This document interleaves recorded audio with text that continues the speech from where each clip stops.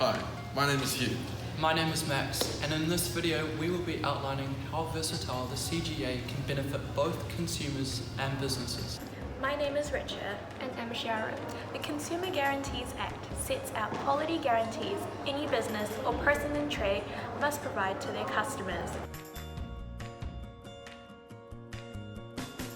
The CGA ensures that customers get what they pay for and, if needed, a repair, refund or replacement for faulty product or substandard service. You may be covered by the CGA when you buy consumer-based products, items that are usually for personal or household use. For example, you find that the product doesn't work, it breaks too easily or doesn't do what you expected it to do. The CGA applies to new or second-hand goods supplied by businesses operating within New Zealand. This includes all kinds of personal property, including software, animals, plants, and minerals. A consumer is anyone who buys products or services that are ordinarily for personal or household use. Organisations and businesses who purchase consumer products or services from other businesses are also entitled to protection under the Act, unless the seller has contracted out of the CGA. Consumers should be aware of what guarantees they are entitled to when they purchase goods and services. These guarantees are put in place specifically to protect consumers' interests and ensure that the goods and services are at an acceptable standard. When purchasing goods, consumers are guaranteed that they are of acceptable quality, in correspondence with its description, in correspondence with the sample or demonstration model, a reasonable price, and facilities available for repairs and spare parts. When purchasing services, consumers are guaranteed that they are performed with reasonable care and skill, fit for a particular purpose, completed in a sensible time frame, and a reasonable price.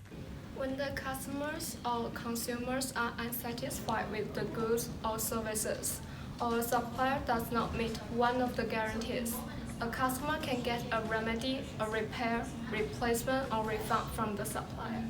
The remedy depends on how bad the problem is.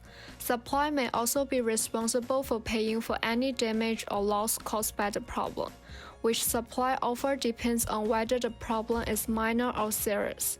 If the problem or fault with the service is minor and can be fixed, the supplier must fix the problem or do extra work at no extra cost and act within a reasonable time. If it's a serious problem or it can't be put right, the customer has two choices. One is claim compensation because the work done is not worth the price paid for it. The other one is to cancel the contract and refuse to pay for the work or pay less than the agreed price. If they have already paid, they can claim all or some of their money back. If suppliers break any of the CGA rules, or supplier and the customer can't reach an agreement about the complaint, the customer can choose to take the matter to the dispute tribunal or district court.